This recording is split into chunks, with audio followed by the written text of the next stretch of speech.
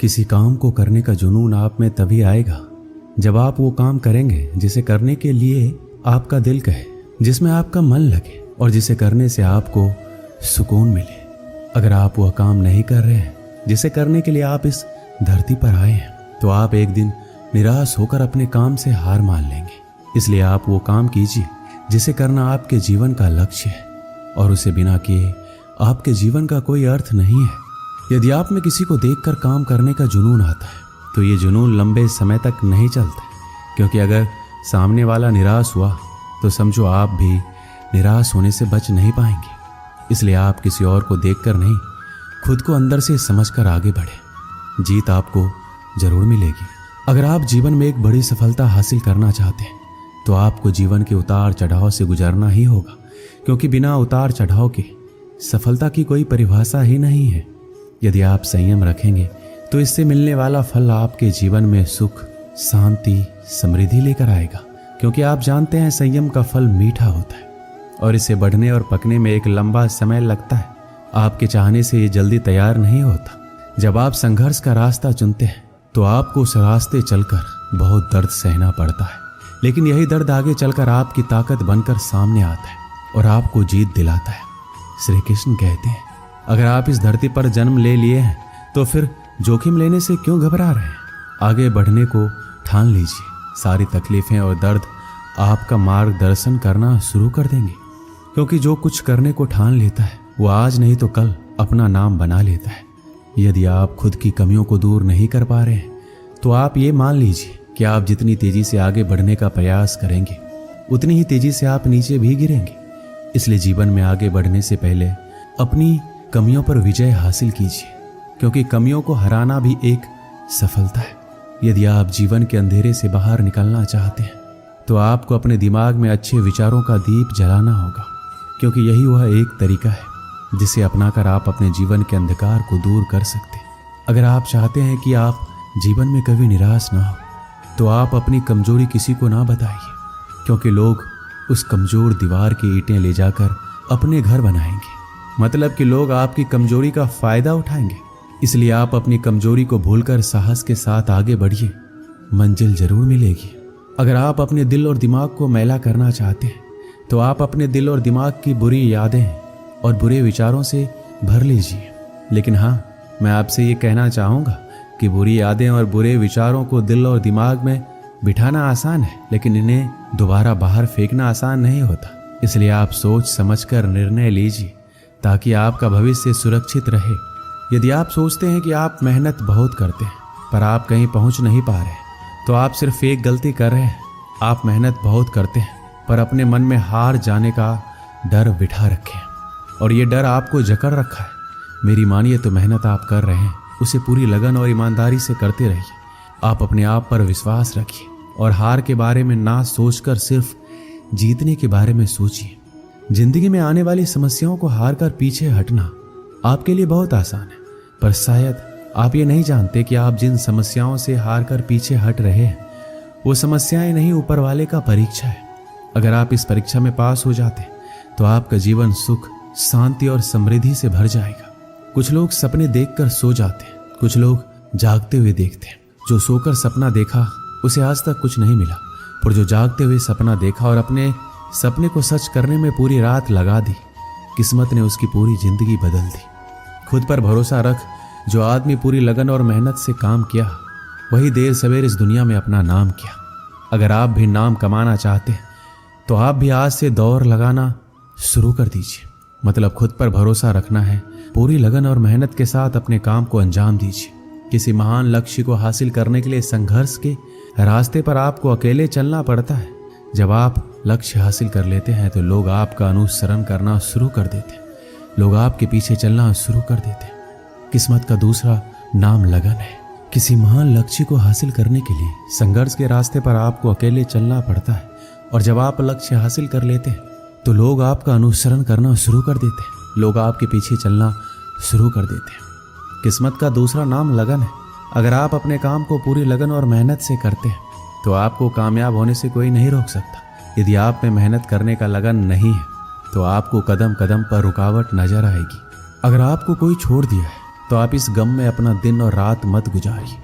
गम को भूलकर आगे बढ़िए और खुद को इतना बड़ा बनाइए कि आपको छोड़ने वाला आपकी एक झलक पाने के लिए तरस जाए। अगर आप बिना कोई प्रयास किए ये सोचते हैं कि आपका वक्त आज नहीं तो कल बदल जाएगा, तो आप ये लिख लीजिए कि आप मरने के आखिरी पड़ाव पर आएंगे, फिर भी आपका समय नहीं बदलेगा। समय सिर्फ उनका बदलता है जो सिर्फ मेहनत करने पर विश्वास रखते हैं। ईश्वर ने आपको अंदर से लेकर बाहर तक कुछ इस तरह से बनाया है कि अगर आप खुद का सही तरीके से इस्तेमाल करना शुरू कर दें तो आप वह बन सकते हैं जो आप बनना चाहते हैं और वो हासिल कर सकते हैं जो आप करना चाहते हैं। जब आप जिम्मेदारियों के बोझ को अपना कर्तव्य समझकर खुशी खुशी उठाते हैं और जिम्मेदारियां आपको कुशल और ताकतवर बनाती हैं, और अगर इन्हें आप मजबूरी में नाखुश होकर उठाते हैं तो आप इन जिम्मेदारियों के बोझ में दबकर खत्म हो जाते हैं। श्री कृष्ण कहते हैं, आपका मन जितना तेज दौड़ेगा आपके सफल होने की गति उतनी ही धीमी हो जाएगी। इसलिए आप अपने मन को नियंत्रित कीजिए और अपने दिमाग को दौड़ाइए। यदि आप जिंदगी में अकेले रह गए हैं तो इस बात का अफसोस मत कीजिए कि आप अकेले हैं, बल्कि इस बात पर खुशी मनाइए कि अब आपका बुरा वक्त आपके काम को मिलेगा। बल्कि इस बात का खुशी मनाइए कि अब आपका पूरा वक्त आपके काम को मिलेगा। और याद रखिएगा कि काम से बड़ा कोई अपना नहीं है, काम से बड़ा कोई दोस्त नहीं है। हार को हार की तरह मत देखिए, इसे एक और सीखने के मौके की तरह देखिए, क्योंकि हर हार में सीखने की अपार संभावना होती है। और जब आपको कई बार हार के बाद सफलता मिलती है तो पहली बार में ही मिलने वाली सफलता से कई गुना ज़्यादा शानदार होती है। अगर आप सोचते हैं आपको सफलता आसानी से मिल जाएगी तो आप गलत हैं, क्योंकि सफलता स्मार्ट तरीके से की गई मेहनत और धैर्य रखने से मिलती है। अगर आप इन सब के लिए तैयार हैं तो आप सफल होने के लिए भी तैयार हैं। यदि आप रात दिन सफल होने के लिए जूझ रहे हैं तो आपके रास्ते में आने वाली बड़ी से बड़ी समस्या आपको रोक नहीं पाएगी। अगर कोई आपको रोकेगा तो वो आप खुद होंगे, कोई और नहीं। कब तक आप बैठकर अपनी किस्मत को कोसते रहेंगे? कभी न कभी आपको पूरे जोश के साथ उठना होगा, पूरी लगन और मेहनत के साथ काम करके अपनी किस्मत को बदलना होगा। अगर आपका ध्यान आपके लक्ष्य पर नहीं है तो आप इस बात पर ध्यान दीजिए कि आपका ध्यान किस तरफ है, क्योंकि जिस तरफ आपका पूरा ध्यान होगा वही आपके जीवन में घटित होगा और वही आप हासिल भी करेंगे। मधुबन गांव में सुमन नाम की एक लड़की रहती थी जिसकी उम्र मात्र 12 साल की थी। वह कभी स्कूल नहीं गई, फिर भी वह कुछ ऐसा करने का सपना देखती थी जिससे वह पूरी दुनिया में मशहूर हो जाए। सुमन के गांव वाले हमेशा उसे पगली कहते थे, क्योंकि वह कभी स्कूल नहीं गई फिर भी वह जिंदगी में कुछ बड़ा करने का सपना देखती थी।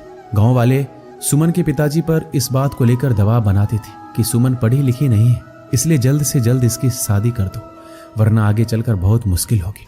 सुमन के पिता गांव वालों की बात से पूरी तरह सहमत थे, पर सुमन सहमत नहीं थी। उसे तो शादी नहीं बल्कि पूरी दुनिया में नाम कमाना था, कुछ ऐसा करना था जिससे उस पर लोगों को बेटी होने पर गर्व हो। सुमन के लिए ये सब कुछ करना आसान नहीं था। गांव वाले इस बात से बेखबर थे कि वाकई सुमन करना क्या चाहती है। वह किसी को इस बारे में नहीं बताई थी कि वह एक अच्छा चित्रकार है। उसे बचपन से चित्र बनाना बहुत अच्छा लगता था। शायद यही वजह थी कि उसका मन पढ़ने में नहीं लगता था और इस वजह से वह कभी स्कूल भी नहीं गई। उसके पिताजी को चित्र बनाना अच्छा नहीं लगता था। उन्होंने कई बार सुमन के बनाए गए चित्र को आग के हवाले कर दिया था, फिर भी सुमन हार नहीं मानी। वह चित्रकारी करती गई और करती गई। जब सुमन नहीं मानी तो उसके पिताजी ने उसे उसके हाल पर छोड़ दिया। एक दिन सुमन अपने कमरे में चित्र बनाने में इतनी खोई हुई थी कि उसके पिताजी उसके पास आकर खड़े हो गए। उसे बिल्कुल एहसास नहीं हुआ। सुमन के पिताजी ने कहा, सुमन तुम नहीं मानोगी, ये बेवकूफ़ी वाला काम तुम्हारे किसी काम का नहीं आने वाला है। सुमन दुखी मन से बोली, पापा आप हमेशा मुझे नीचा क्यों गिराना चाहते हैं? मैं जिंदगी में कुछ करना चाहती हूँ, आप मुझे बार बार क्यों रोकते हैं? उसके पिताजी ने कहा, अगर हमें इस गांव में रहना है तो तुम्हें वही करना होगा जो गांव वाले चाहते हैं। सुमन दृढ़ संकल्प से बोली, कभी नहीं, मैं जो चाहती हूँ वही करूँगी, चाहे जो हो जाए। मुझे हराना किसी के लिए इतना आसान नहीं है। सुमन के पापा ने कहा, तुम ये नहीं चाहती ना कि मैं तुम्हारे सारे सपनों को जलाकर राख दूं? सुमन ने कहा, पापा इंसान में इतनी ताकत कहाँ कि भगवान के दिए हुए हुनर को जलाकर राख कर दे। आपने मेरे बनाए गए चित्रों को जलाया है, मेरे हुनर को नहीं। गांव वाले ठीक कहते हैं, तुम्हारी लड़की पागल हो गई है। सुमन के पिताजी ने सख्त लहजे में कहा, इसे इलाज की जरूरत है। सुमन बोली, पापा आपको पता होना चाहिए कि दुनिया में जो भी बड़े काम किए हैं पागलों ने ही किए और करते रहेंगे। मैं भी उन्हीं पागलों में से एक हूँ। मुझे लगता है तुम्हें समझाना बेकार है, सुमन के पिताजी ने कहा और तनकते हुए कमरे से बाहर चले गए। सुमन गांव वालों को सफल होकर दिखाना चाहती थी ताकि वो भी अपनी बेटियों को आगे बढ़ने का मौका दे और उनकी बेटियां अपने पैरों पर खड़ी हो सके। एक दिन सुमन के मन में ये विचार आया कि वह गांव में अपने बनाए गए चित्रों की प्रदर्शनी लगाएगी और गांव के 10 गांव में प्रचार प्रसार के लिए जाएगी। वो इस बारे में बात करने के लिए अपने पिताजी के पास गई। शायद उसे इस काम में किसी की मदद की आवश्यकता थी। पापा, मैं आपसे कुछ कहना चाहती हूँ, सुमन ने पिताजी से कहा। शायद आपको अच्छा लगेगा कि नहीं, मैं गांव में बनाए गए चित्रों का प्रदर्शनी लगाने जा रही हूँ। सुमन ने कहा, इस प्रदर्शनी में लोगों को मेरे हुनर के बारे में पता लगेगा। वो हमें कुछ नहीं कहेंगे बल्कि मुझ पर गर्व महसूस करेंगे। सुमन के बहुत समझाने पर उसके पिताजी मान गए और सुमन और उसके पिताजी प्रदर्शनी की तैयारी में जी जान से जुट गए।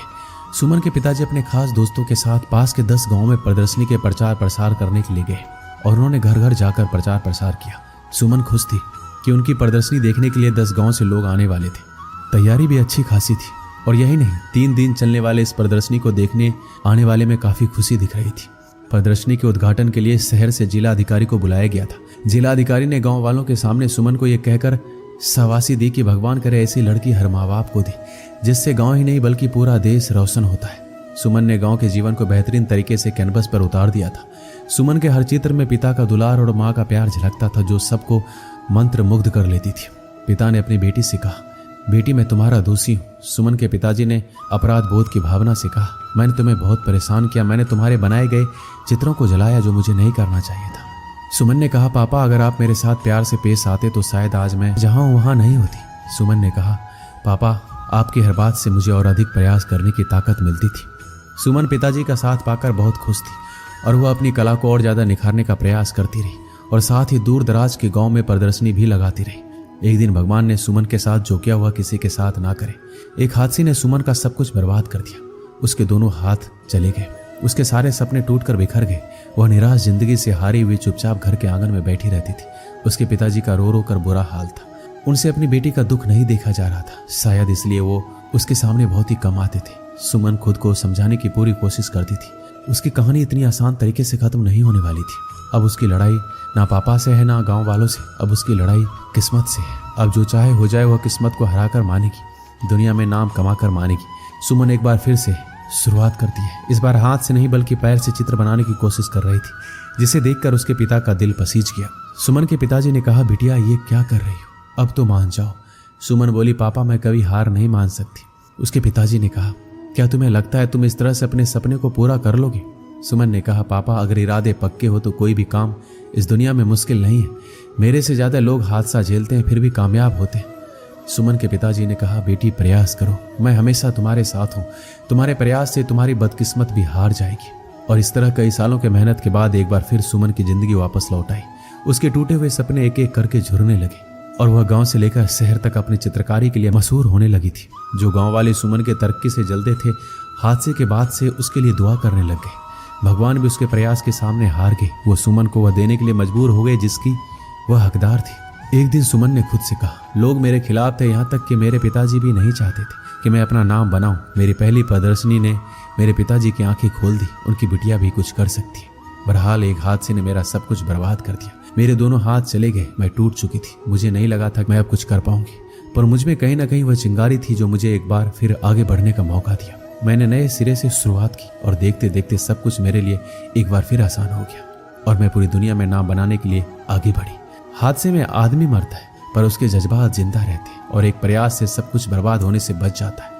आदमी तब तक खत्म नहीं होता जब तक उसके हौसलों में जान होती है। यही वो हौसले होते हैं जिससे सपनों को पहचान मिलती है। दोस्तों इस वीडियो में बस इतना ही। मिलते हैं अगली वीडियो में। अपना ख्याल रखिएगा। जय श्री कृष्ण।